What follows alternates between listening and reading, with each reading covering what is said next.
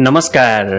आजका मुख्य खबर अपडेटमा तपाईलाई स्वागत छ। सुरु गरौँ मुख्य खबर अपडेट शीर्षकबाट। आर्थिक वर्ष 2079-80 को मौद्रिक नीति, शेयर धितो कर्जा सीमामा सामान्य हेरफेर, राष्ट्रिय गौरवका आयोजना नसकिएसम्म प्रमुखको सरुवा नगर्न सांसदको माग, लोकतन्त्र बलियो बनाउन पत्रकारिताले महत्त्वपूर्ण भूमिका खेल्ने प्रधानमन्त्री देउवाको भनाई, शैक्षिक सत्र सुरु भएको 2 महिनापछि सकियो पुस्तक छपाई, 2 दिनभित्र सम्बन्धित ठाउँमा पुस्तक पुर्याइने, सरकारलाई ओलीको प्रश्न, वृद्ध भत्तालाई 70बाट 68 बनाउनुको इज देयर एनी लजिक, तिर्बीको परीक्षा नतिजामा चरम ढिलाइ, परीक्षा दिएको 1 वर्ष पुग्दा नतिजा प्रकाशित हुन सकेन, परीक्षार्थी खिन्न, लुम्बिनीमा मन्त्रीमण्डल पुनर्गठनको तयारी, काङ्ग्रेसले बुझाउन साथ माओवादीले मन्त्रीको नाम बुझाउने, चोरी गरेका 6वटा मोटरसाइकल सहित 3 युवा पक्राउ, मर्चवारीमा करारका कर्मचारी हटाउन खोजेको विरोधमा प्रदर्शन र अन्ना सबिउले असोज 1 देखि 3 सम्म विधान महाधिवेशन तथा राष्ट्रिय भेला गर्ने। अब खबर विस्तारमा। नेपाल राष्ट्र बैंकले शेयर कर्जामा लगाउँदै आएको 4 करोडको सीमा हटाएको छ। आर्थिक वर्ष 2079-80 को मौद्रिक नीति सार्वजनिक गर्दै राष्ट्र बैंकले यस अघिको व्यवस्थामा 4 करोडको सीमा हटाएर सबै बैंक तथा वित्तीय संस्थाबाट 12 करोड रुपियाँसम्म लिन पाउने व्यवस्था गरेको हो। यसअघि एउटा बैंक तथा वित्तीय संस्थाबाट 4 करोड र सबै बैंक तथा वित्तीय संस्थाबाट 12 करोड रुपियाँसम्मको सीमा राखिएको थियो। यस्तै 25 लाख रुपियाँ भन्दा कमको शेयर कर्जामा जोखिम भार 100% बनाइएको छ भने त्यो भन्दा बढी रकमको कर्जामा जोखिम भार 150% नै कायमै राखिएको छ। यस्तै बैंक तथा वित्तीय संस्थाद्वारा प्रवाह हुने कर्जाको ब्याज दरलाई क्षेत्रगत रूपमा वर्गीकरण गरिने भएको छ। कर्जाको वृद्धि भन्दा कर्जालाई उत्पादनशील क्षेत्रमा प्रवाह गराउनेतर्फ मौद्रिक नीतिको प्राथमिकता रहेको गभर्नर महाप्रसाद अधिकारीले बताउनु भएको छ। उहाँले कोभिड-19 को समयमा दिएको सहुलियतलाई कटौती गरेको जानकारी समेत दिनुभयो। कृषि र कोभिड महामारीबाट अति प्रभावित क्षेत्रमा प्राप्त उपलब्ध गराउने गरी पुनर्कर्जा सुविधालाई पुनरावलोकन गरिने उहाँले बताउनुभयो। कर्जाको अधिकरण कम गरी उत्पादनशील क्षेत्र र व्यापारिक क्षेत्रमा प्रवाह हुने ब्याज दरमा अन्तर कायम गरिने भएको छ। यस्तै बैंकको ब्याज दरलाई बढाएर 8.5% पुर्याइएको छ। राष्ट्र बैंकले 7% मा रहेको बैंकको ब्याज दरलाई बढाएर 8.5% पुर्याएको हो। यो सँगै बैंकहरू बीच एक आपसमा हुने कारोबारको दर बढ्नेछ। राष्ट्र बैंकले चालु आर्थिक वर्षमा अनिवार्य नगद मौजात CRR को सीमा 3% बाट बढाएर 4% कायम गरेको छ। अब बैंकहरूले निक्षेपको 4% रकम अनिवार्य रूपमा मौजात राख्नुपर्नेछ। वैधानिक तरलता अनुपात SLR को सीमा समेत बढेको छ। राष्ट्र बैंकले पुष मसान्तभित्र वाणिज्य बैंकले 12%, विकास बैंकले 10% SLR राख्नुपर्ने व्यवस्था गरेको हो। राष्ट्र बैंकले 2 थरी ब्याज दरको व्यवस्था गरेको छ। कृषि र उद्योगलाई प्रोत्साहन गर्न 2 थरी ब्याजको व्यवस्था गरिएको मौद्रिक नीतिमा उल्लेख छ। बढ्दो आयातलाई निरुत्साहित गर्न पुँजीगत वस्तु बाहेकको आयात गर्दा नै ब्याज दर 2 थरी हुनेछ। एलसी खोल्दा नै पुँजीगत वस्तुका लागि ब्याज दर कम हुने व्यवस्था गरिनेछ भने अन्य वस्तु आयातमा ब्याज दर उच्च हुनेछ। संसदीय समितिका सांसदहरूले राष्ट्रिय गौरवका योजनाको काम पूरा नभएसम्म आयोजना प्रमुखहरू परिवर्तन गर्न नपाउने व्यवस्था गर्नुपर्ने बताएका छन्। राष्ट्रिय सभा अन्तर्गतको राष्ट्रिय सरोकार तथा समन्वय समितिले गरेको छलफलमा सांसदहरूले राष्ट्रिय गौरवका आयोजना घोषणा गर्ने तर सरकार परिवर्तन वा अन्य बहानामा आयोजना प्रमुख परिवर्तन गर्दा समयमै काम सम्पन्न नभएको बताएका हुन्। राष्ट्रिय सभाका सांसद शेखर कुमार सिंहले राष्ट्रिय आयोजना तोकिएका आयोजनाहरूमा के गर्न पाउने भनेर मापदण्ड तोक्नुपर्ने बताउनुभयो। सांसद सिंहले नयाँ आयोजना प्रमुख बुझ्दा बुझ्दै समय सकिने बताउनुभयो। सांसद गोपी बहादुर सार्की अछामीले हरेक राष्ट्रिय गौरवका आयोजनाका प्रमुखहरू फेरबदल हुने समस्या देखिएको बताउनुभयो। उहाँले आयोजना सुरु भएपछि आयोजना सम्पन्न नभएसम्म आयोजना प्रमुखले काम गर्ने स्थिति हुनुपर्ने बताउनुभयो। सांसद अनिता देवकोटाले अन्य आयोजना भन्दा राष्ट्रिय गौरवका आयोजना फरक हुनुपर्ने बताउनु भएको छ। उहाँले राष्ट्रिय गौरवका आयोजना समयमै सम्पन्न नहुनुको प्रमुख कारण आयोजना प्रमुख परिवर्तन भएको बताउनुभयो। समितिको बैठकमा एमसीए नेपालका विभागका महानिर्देशक खगबहादुर विष्टले विद्युत प्रसारण लाइन बनाउनको लागि एमसीसीसँग भएको सम्झौता अनुसार समयमै काम सम्पन्न नभएर अनुदान बन्द गरेर छाडेर जाने बताउनुभयो। महानिर्देशक विष्टले विद्युत प्रसारण लाइन बनाउने समयावधि लामो हुने तर रुख कटान गर्ने काम रहेको व्यवस्था परिवर्तन गर्नुपर्ने बताउनुभयो। उहाँले त्यो व्यवस्था परिवर्तनको लागि वन मन्त्रालयसँग छलफल भइरहेको समेत बताउनुभयो।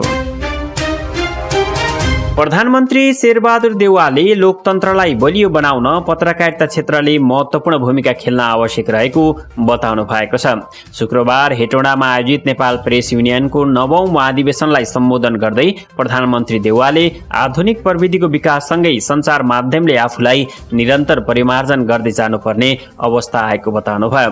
उहाँले नागरिकमा सूचना फैलाउने काम पत्रकारिता क्षेत्रले गरिरहेपछि मिथ्या सूचनाको जोखिम बढिरहेकोले संवेदनशील र उत्तरदायी भएर अघि बढ्नुपर्ने आवश्यकता उल्याउनुभयो।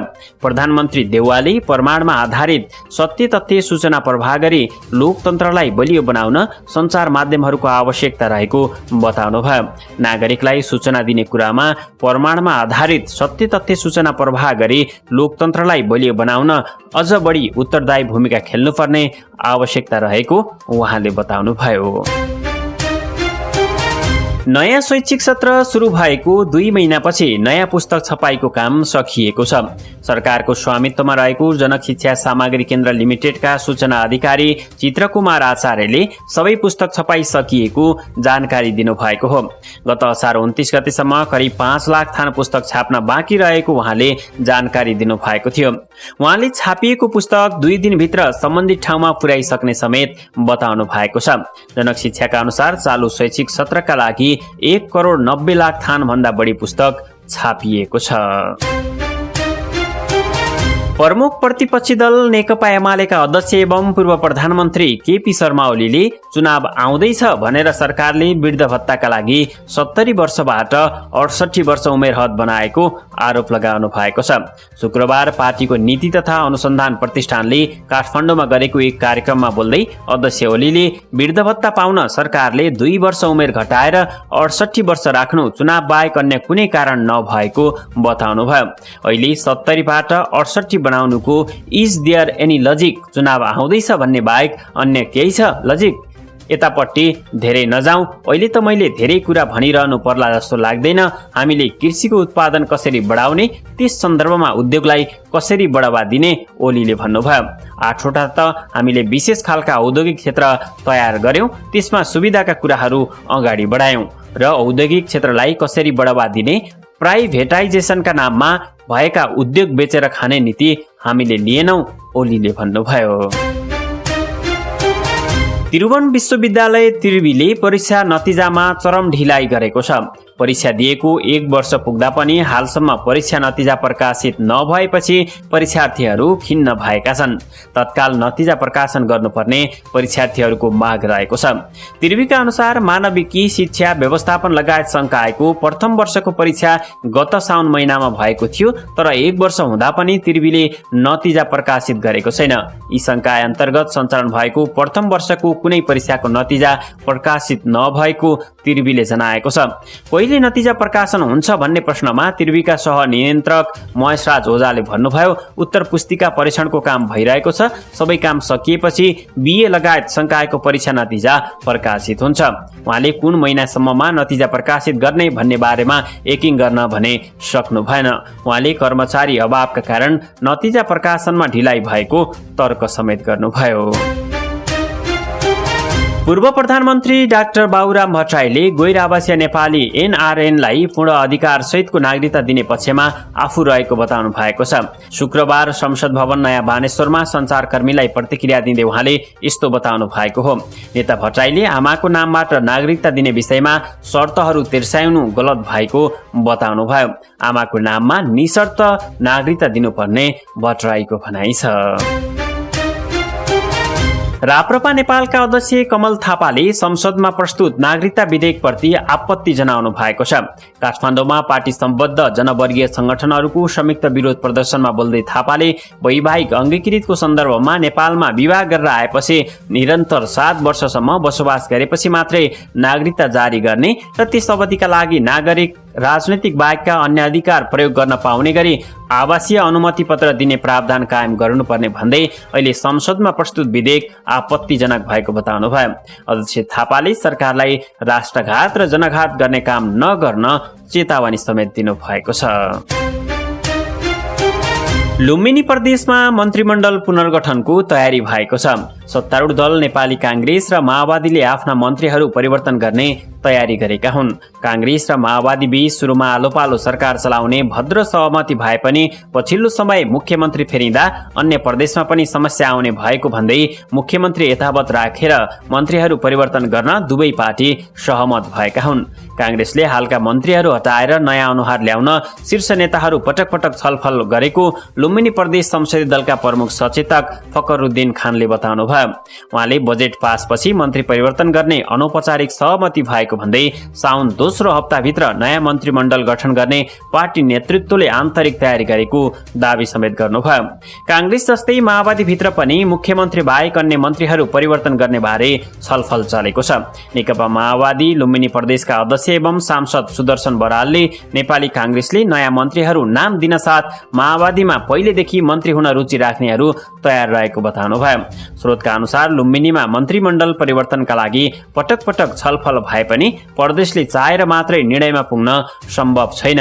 कांग्रेसले सुरुमा आलोपालोको भद्र सहमति अनुसार मुख्यमन्त्री परिवर्तनका लागि पार्टीभित्र छलफल गर्न कांग्रेस संसदीय दलका नेता वीरेन्द्र कनौडियाले आग्रह गर्नु भएको थियो। लुम्बिनीका मुख्यमन्त्री परिवर्तन नहुने भने पनि कांग्रेस मन्त्री परिवर्तन गर्न केन्द्रीय नेताहरूलाई आग्रह गरेको एक सांसदले बताउनु भएको छ। उहाँले अहिलेका मन्त्रीहरूको सम्बन्ध नेतृत्वसँग राम्रो सम्बन्ध भएकोले ढिलाइ भएको भन्दै पावर लगाएर मन्त्रीहरू पद छोड्न नचाहेको बताउनुभयो। नेपाल प्रहरीका 32 जना प्रहरी वरिष्ठ उपरीक्षक एसएसपी को पदस्थापना भएको छ।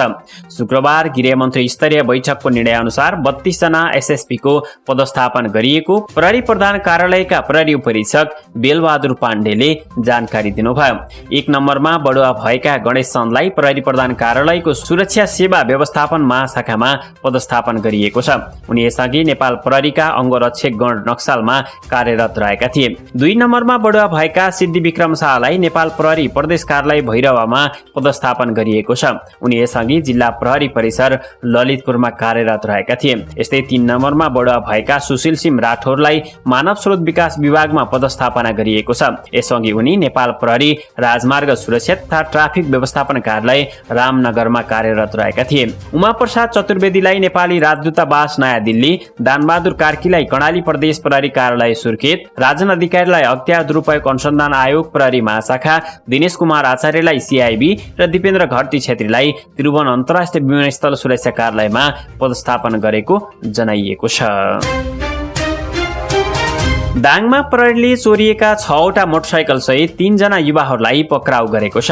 पक्राउ पर्नेमा रोल्पाको रुन्टीगढी गाउँपालिका 9 घर भई हाल घोराई उपमहानगरपालिका 14 बस्ने 30 वर्षीय भानुभक्त बाछा, तुलसीपुर उपमहानगरपालिका 19 घर भई हाल घोराई उपमहानगरपालिका 11 बस्ने 21 वर्षीय मदन पुन र तुलसीपुर उपमहानगरपालिका 18 बस्ने 18 वर्षीय बादल नेपाल रहेको जिल्ला प्रहरी कार्यालय दाङले जनाएको छ।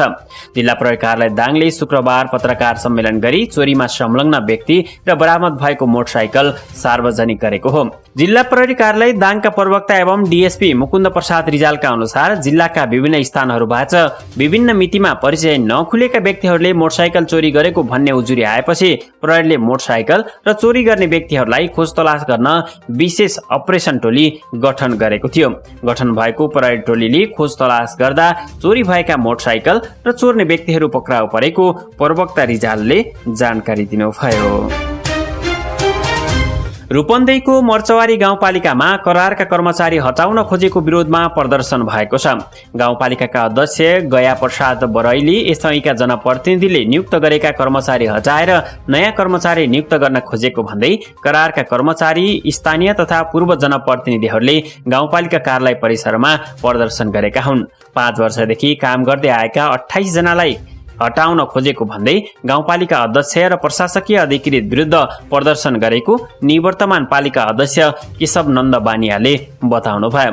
प्रदर्शनकारीहरूले कार्यालय अगाडि टायर बालेर नाराबाजी समेत गरेका थिए। पालिका अध्यक्ष बराई हृदेश त्रिपाठी नेतृत्वको जनता प्रगतिशील पार्टीबाट निर्वाचित हुनुभएको हो।